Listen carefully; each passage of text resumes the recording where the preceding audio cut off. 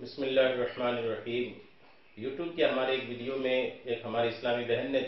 یہ کمنٹ کر کے پوچھی ہے کہ جب پیارے آقا علیہ الصلوۃ والتسلیم کے دور میں عورتیں مسجدوں میں جاتی تھیں تو اب عورتیں مسجدوں میں کیوں نہیں جاتی، یا اب عورتوں کو مسجدوں میں جانے سے کیوں روکا جاتا ہے؟ جواب سنیے کہ عورتیں مسجد میں کیوں نہیں جاتی، یا عورتوں کے لیے مسجد بہتر ہے یا اس کے لیے ان کا گھر بہتر ہے۔ اس تعلق سے آپ جواب حدیثوں کی روشنی میں اور علماء کرام کے اقوال کی روشنی میں سماعت کیجیے۔ بہقی، احمد اور کنز العمال میں یہ حدیث پاک ہے کہ حضرت ام سلمہ رضی اللہ تعالی عنہا پیارے آقا علیہ السلام سے روایت کرتی ہیں کہ پیارے آقا علیہ السلام نے فرمایا، عورتوں کے لیے بہترین مسجد ان کی کوٹریوں کا اندرونی مکان ہے۔ پیارے آقا نے ارشاد فرمایا ہے کہ عورتوں کے لیے بہترین مسجد ان کی کوٹری، ان کے مکان، ان کے گھروں کا اندرونی مکان ہے، یعنی اپنے گھروں میں بھی جو اندر ہے وہی عورتوں کے لیے سب سے بہترین مسجد ہے۔ ایک تو یہ حدیث پاک، اور کنز العمال اور مسند امام احمد کی دوسری حدیث پاک ہے کہ پیارے آقا علیہ السلام نے ارشاد فرمایا، میں جانتا ہوں کہ تم میرے ساتھ نماز پڑھنا پسند کرتی ہو۔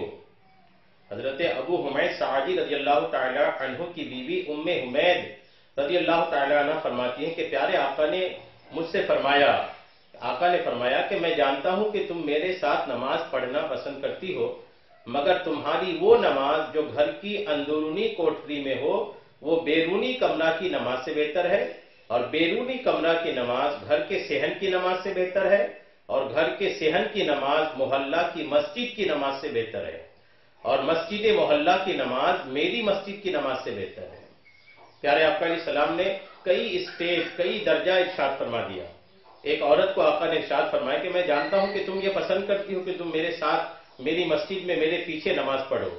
لیکن جہاں تک بات فضیلت کی ہے، ثواب کی ہے، تو پیارے آقا علیہ السلام نے ارشاد فرمایا، آقا نے ایک درجہ ارشاد فرمایا۔ پہلے فرمایا کہ آقا فرمایا تمہاری وہ نماز جو گھر کی اندرونی کوٹری میں ہو، گھر کا سب سے اندر کا جو کمرہ ہو وہ بیرونی کمرہ کی نماز سے بہتر ہے، یعنی اگر گھر کے اندر والے کمرے میں نماز پڑھ رہے ہیں تو باہر والے کمرے سے بہتر ہے، اور بیرونی کمرہ کی نماز گھر کے صحن کی نماز سے بہتر ہے۔ اگر عورت گھر کے بیرونی کمرے میں نماز پڑھتی ہے تو صحن میں پڑھنے سے بہتر ہے، اور گھر کے صحن کی نماز محلے کی مسجد سے بہتر ہے۔ اگر گھر کے صحن میں پڑھتی ہیں تو محلے کی مسجد سے بہتر ہے کہ گھر کے صحن میں پڑھے، اور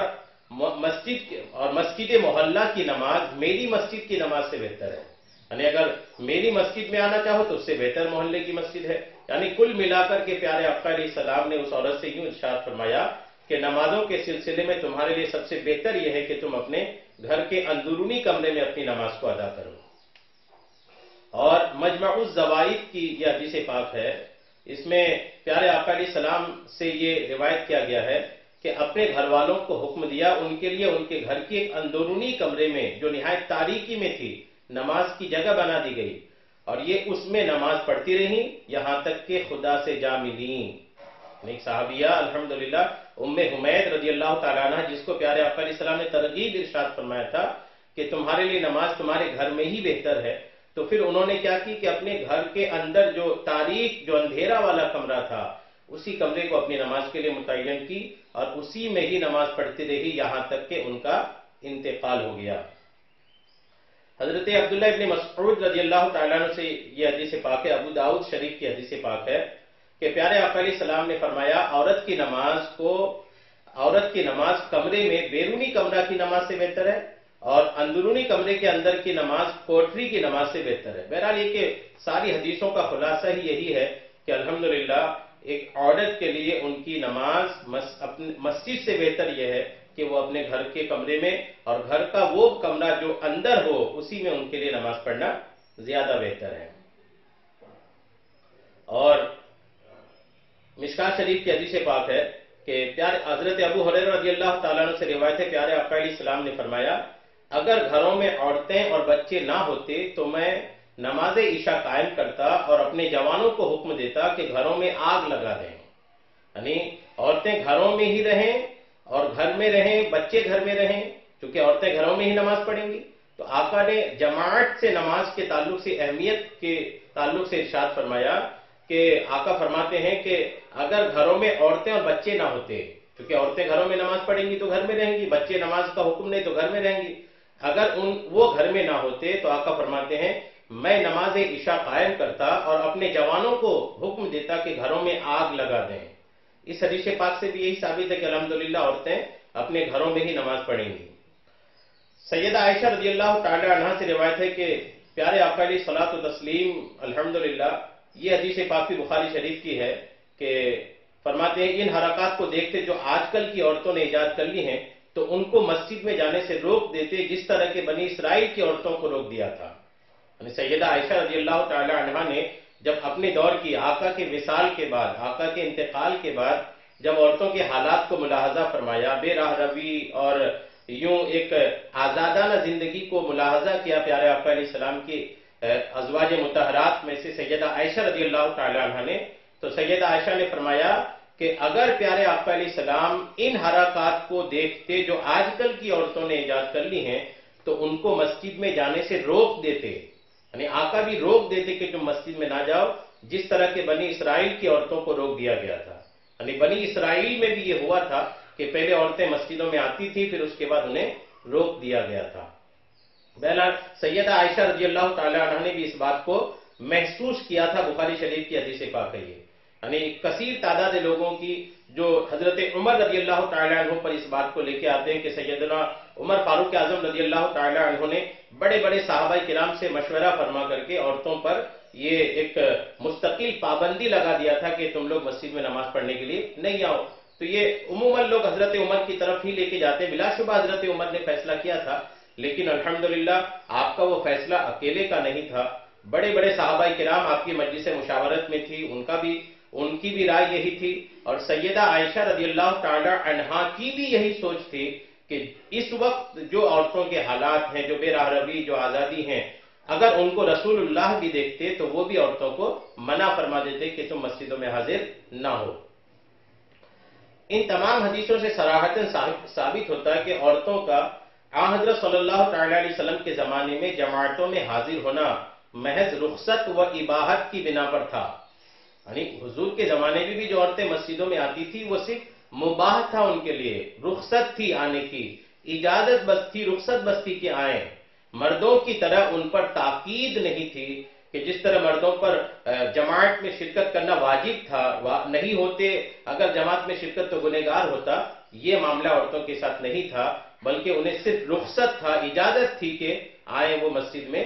باقی ان پر واجب یا نہیں شرکت میں گناہ ہو ایسا کوئی مسئلہ نہیں تھا۔ اس رخصت و اباحت کے باوجود پیارے آقا علیہ السلام کی تعلیم اور ارشاد ان کے لیے یہی تھا کہ اپنے گھروں میں نماز پڑھیں، اور اسی کی ترغیب بھی حضور دیتے تھے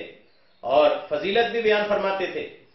پیارے آقا علیہ السلام نے ان مردوں کو جو جماعت عشاء میں حاضر نہ ہوتے تھے آگ سے جلا دینے کا ارادہ فرمایا، مگر عورتوں اور بچوں کا گھروں میں ہونا اس کی تکمیل سے مانے آیا، یعنی عورتیں گھروں میں اس لیے گھروں میں آگ نہ لگائیں۔ عورتوں کا اس حدیث میں ذکر فرمانا اس کی دلیل ہے کہ وہ جماعت میں حاضر ہونے کی مکلف نہ تھیں، یعنی جس طرح مرد مکلف تھے مسجد میں حاضر ہونے کے لیے جماعت میں، ویسے عورت مکلف حضور کے زمانے میں بھی نہیں تھی، بس یہ تھا کہ ان کو ایک رخصت تھی حاضر ہونے کی، ہونا چاہے تو ہو سکتی ہیں، تاکید نہیں تھا، ضروری نہیں تھا، ان پر زور نہیں دیا جاتا تھا مردوں کی طرح کہ تم بھی جماعت میں حاضر ہو، اور جماعت ان کے ذمہ مؤکد نہ تھی، ورنہ وہ بھی اسی جرم کی مجرم اور اسی سزا کی مستحق ہوتی۔ اور پیارے آقا علیہ السلام کے ارشاد سے یہ ثابت ہوتی ہے کہ عورت کی ان کے کمرے کے اندر کی نماز دالان کی نماز سے افضل، دالان کی نماز صحن کی نماز سے افضل، اور صحن کی نماز محلے کی نماز سے افضل ہے۔ بس اس میں کیا شبہ رہا کہ عورتوں کو جماعت میں اور مسجد نبوی میں حاضر ہونا کسی استحباب و فضیلت کی وجہ سے نہ تھا، بلکہ بحث مباح تھا، صرف مباح تھا، شریک ہوتی تو ٹھیک، نہیں ہوتی تو ٹھیک۔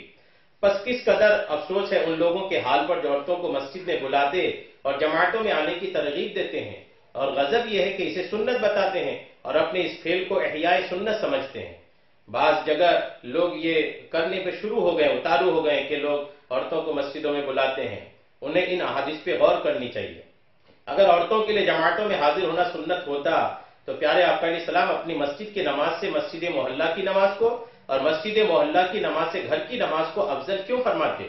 کیونکہ اس صورت میں گھر میں تنہا نماز پڑھنا عورتوں کے لیے ترک سنت ہوتا، تو کیا ترک سنت میں ثواب زیادہ تھا اور سنت پر عمل کرنے میں ثواب کم؟ اور کیا رسول اللہ صلی اللہ تعالی علیہ وسلم عورتوں کو گھر میں نماز پڑھنے کی ترغیب دے کر گویا ترک سنت کی ترغیب دیتے تھے؟ شاید یہ لوگ اپنے آپ کو پیارے آقا علیہ السلام سے زیادہ بزرگ اور اپنی مسجدوں کو پیارے آقا کی مسجد شریف سے افضل سمجھتے ہیں۔ جن حدیثوں میں خاوندوں کو عورتوں کو مسجد میں جانے سے روکنے کی ممانعت ہے، ان حدیثوں سے ہرگز ثابت نہیں ہوتا کہ عورتوں کو مسجد میں جانا مستحب یا سنت مؤکدہ ہے۔ عورتوں کو چونکہ آپ کے زمانے میں مسجدوں میں جانا مباح تھا، تو اس اباحت و رخصت سے فائدہ اٹھانے کا حق انہیں حاصل تھا، اس لیے مردوں کو ان کے روکنے سے منع فرمایا کہ ان کا یہ حق زائل نہ ہو۔ دوسرے یہ کہ اس وقت عورتوں کے مسجد میں آنے کا ایک فائدہ یہ بھی تھا کہ عورتوں کو تعلیم کی بہت حاجت تھی اور اس بات کی ضرورت تھی کہ وہ مسجد میں حاضر ہو کر پیارے آقا کے افعال نماز کو دیکھیں اور سیکھیں، کوئی بات پوچھنی ہو تو خود پوچھ لیں۔ تیسرے یہ کہ پیارے آقا کا مبارک زمانہ فتنہ فساد سے محفوظ تھا۔ تو یہ سارے معاملات تھے۔ بہرحال یہ کہ اس زمانے میں پیارے آقا علیہ الصلوۃ والتسلیم کے پیارے صحابی حضرت عمر فاروق اعظم کے دور سے لے کر اب تک اہل سنت والجماعت میں یہی چل پڑا ہے۔ حضرت عمر نے جو پابندی لگائی تھی عورتوں کو مساجد میں حاضری کی، وہ پابندی ابھی بھی برقرار ہے۔ تو حضرت عمر سے زیادہ اسلام کو، دین کو کون سمجھ سکتے ہیں؟ حالات کو سمجھنے کی جو طاقت حضرت عمر کو عطا فرمایا گیا تھا، شاید ہی کسی کو وہ میسر ہو۔ تو حالات کو سمجھنے والے عظیم شخصیت عمر فاروق اعظم رضی اللہ تعالیٰ عنہ نے، وہ بھی بڑے بڑے صحابہ کرام کی مشاورت میں یہ فیصلہ لیا تھا کہ عورتوں کو مسجد میں آنے سے روک دیا جائے۔ تو وہ فیصلہ ہی ہمارے لیے سر آنکھوں پر ہے، وہی فیصلہ ہمارے لیے ماننے اور اسی پر چلنے کے لیے ہمارے لیے بہتری دنیا میں بھی اور آخرت میں بھی ہے۔ اسی وجہ سے عورتوں کو مساجد میں حاضری سے روک دیا گیا۔ واللہ اعلم بالصواب۔